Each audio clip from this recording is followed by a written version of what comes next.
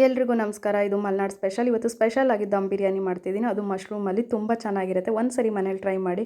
ಪೂರ್ತಿ ಖಾಲಿ ಮಾಡಿಬಿಡೋದಂತೂ ಗ್ಯಾರಂಟಿ. ಬೇಕಿದ್ರೆ ಒಂದು ಸರಿ ಟ್ರೈ ಮಾಡಿ. ನಾನಿಲ್ಲಿ 1 ಪ್ಯಾಕ್ ಮಶ್ರೂಮ್ ತೊಗೊಂಡಿದ್ದೀನಿ. ಮೇಲ್ಗಡೆ ಸಿಪ್ಪೆ ಎಲ್ಲ ತೆಗೆದು ಕ್ಲೀನಾಗಿ ತೊಳೆದಿಟ್ಕೊಂಡಿದ್ದೀನಿ.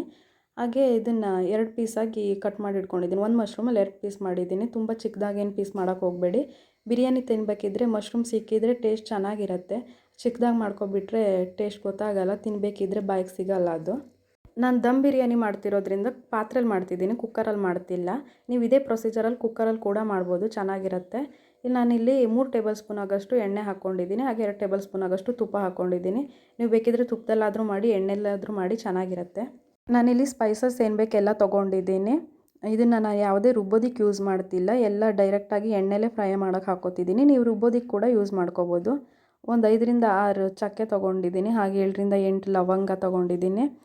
ಹಾಗೆ ಒಂದು ಸ್ವಲ್ಪ ಕಾಳುಮೆಣಸು, ಸೋಂಪು, ಏಲಕ್ಕಿ ಎಲ್ಲ ಹಾಕ್ಕೊಂಡು 1 ನಿಮಿಷ ಈ ಥರ ಫ್ರೈ ಮಾಡಿಬಿಡೋಣ.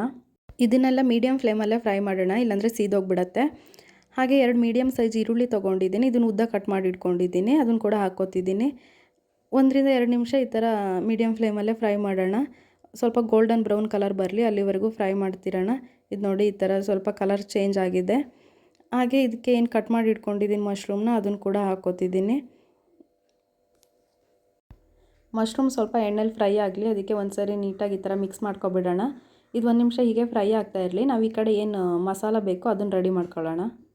ಈ ಕಡೆ ಒಂದು ಮಿಕ್ಸಿ ಜಾರ್ ತೊಗೊಂಡಿದ್ದೀನಿ. ಅದಕ್ಕೆ ಕೊತ್ತಂಬರಿ ಸೊಪ್ಪು, ಸ್ವಲ್ಪ ಪುದೀನ ಹಾಕ್ಕೊಂಡಿದ್ದೀನಿ. ಪುದೀನ ಸ್ವಲ್ಪ ಹಾಕ್ಕೊಂಡಿದ್ದೀನಿ, ಕೊತ್ತಂಬರಿ ಸೊಪ್ಪು ಸ್ವಲ್ಪ ಜಾಸ್ತಿನೇ ಹಾಕ್ಕೊಳ್ಳಿ. ಹಾಗೆ 6ರಿಂದ 7 ಮೆಣಸು, 1 ಬೆಳ್ಳುಳ್ಳಿ, ಹಾಗೆ ಒಂದು ಸ್ವಲ್ಪ ಶುಂಠಿ ಈ ಕಡೆ ರುಬ್ಬಿಟ್ಕೊಂಡಿದ್ದೀನಿ. ಮಸಾಲ ರೆಡಿ ಆಗಿದೆ.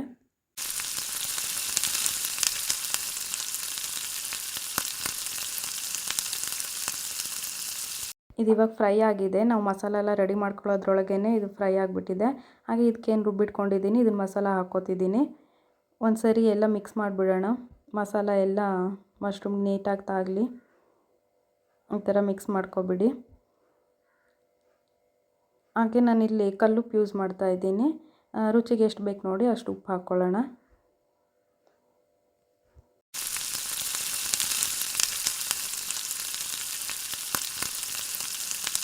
ನಾನಿಲ್ಲಿ 4 ಟೇಬಲ್ ಸ್ಪೂನ್ ಆಗೋಷ್ಟು ಮೊಸರು ತೊಗೊಂಡಿದ್ದೀನಿ. ನೀವೇನಾದರೂ ಟೊಮೆಟೊ ಯೂಸ್ ಮಾಡ್ತೀರಾ ಅಂದರೆ 2 ಟೇಬಲ್ ಸ್ಪೂನ್ ಮೊಸರು ಯೂಸ್ ಮಾಡ್ಕೊಳ್ಳಿ, ಸಾಕಾಗುತ್ತೆ. ನಾನು ಟೊಮೆಟೊ ಯೂಸ್ ಮಾಡ್ತಿಲ್ಲ, ಅದಕ್ಕೆ ಸ್ವಲ್ಪ ಜಾಸ್ತಿ ಮೊಸರು ಹಾಕ್ಕೊತಿದ್ದೀನಿ.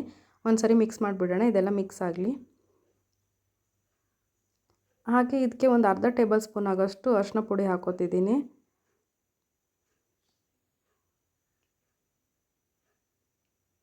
ಒಂದು ಸರಿ ಎಲ್ಲ ಮಿಕ್ಸ್ ಮಾಡಿಬಿಡೋಣ.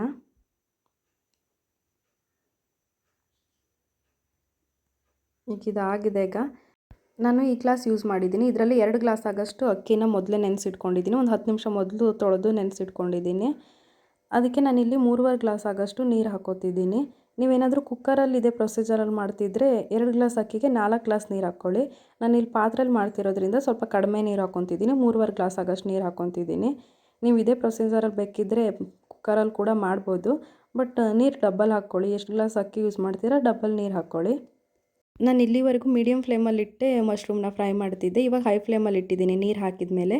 ನೀವು ಕುಕ್ಕರಲ್ಲಿ ಮಾಡ್ತಿದ್ರು ಕೂಡ ಇದೇ ಪ್ರೊಸೀಜರ್ ಮಾಡಿ. ನೀರು ಹಾಕಿದ ಮೇಲೆ ಹೈ ಫ್ಲೇಮ್ ಇಡಿ, ಮೊದಲೇ ಇಡೋಕ್ಕೆ ಹೋಗಬೇಡಿ. ಮಶ್ರೂಮ್ ಎಲ್ಲ ಸ್ವಲ್ಪ ಸೀದೋಗಿಬಿಡತ್ತೆ. ಇದು ಸ್ವಲ್ಪ ಕುದಿಬೇಕು, ಅಲ್ಲಿವರೆಗೂ ವೇಟ್ ಮಾಡೋಣ.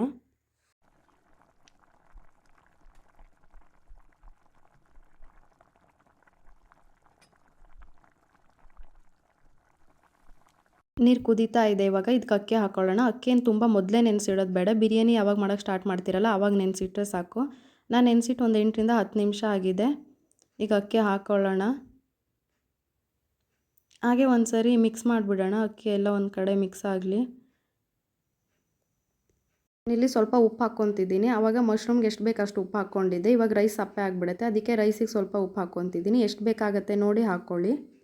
ನೀವೇನಾದರೂ ಕುಕ್ಕರಲ್ಲಿ ಮಾಡ್ತಿದ್ರು ಇದೇ ಪ್ರೊಸೀಜರಲ್ಲಿ ಮಾಡಿ. ನೀರು ಕುದಿಸಿನೇ ಅಕ್ಕಿ ಹಾಕಿ, ಅಕ್ಕಿ ಕುದೀತಿದ್ದಂಗೆ ಕುಕ್ಕರ್ ಮುಚ್ಚಳ ಮುಚ್ಚಿಟ್ಬಿಡಿ. 2 ವಿಸಿಲ್ ಆಗಲಿ. ನಾನಿಲ್ಲಿ ಪಾತ್ರೆಯಲ್ಲಿ ಮಾಡ್ತಿರೋದ್ರಿಂದ 5 ನಿಮಿಷ ಹೈ ಫ್ಲೇಮಲ್ಲಿ ಕುದಿಸ್ತೀನಿ. ಆಮೇಲೆ ಒಂದು 15 ನಿಮಿಷ ಲೋ ಫ್ಲೇಮಲ್ಲಿ ಕುದಿಸ್ಬೇಕಾಗತ್ತೆ. ಈಗ ಇದು ಕುದೀತಾ ಇದೆ. ಇದಕ್ಕೊಂದು ಪ್ಲೇಟ್ ಮುಚ್ಚಿಟ್ಟು ಒಂದು ಗ್ಲಾಸ್ ನೀರು ಮೇಲೆ ಇಟ್ಬಿಡ್ತೀನಿ. ಇಲ್ಲ ಒಂದು ಪಾತ್ರೆಯಲ್ಲಿ ನೀರು ಹಾಕಿ ಇಟ್ಬಿಡಿ. ಇದು ಗಾಳಿ ಎಲ್ಲ ಹೊರಗೆ ಬರಬಾರ್ದು ಅಂತ ಅಷ್ಟೇ. 5 ನಿಮಿಷ ಹೈ ಫ್ಲೇಮಲ್ಲಿ ಬಿಟ್ಬಿಡಿ. ಈಗ ಆಗಿದೆ 5 ನಿಮಿಷ ನೋಡಿ. ಈಗ ಪೂರ್ತಿ ಬೆಂದಿಲ್ಲ, ಅರ್ಧದಷ್ಟು ಮಾತ್ರ ಬೆಂದಿರೋದು ಅಕ್ಕಿ.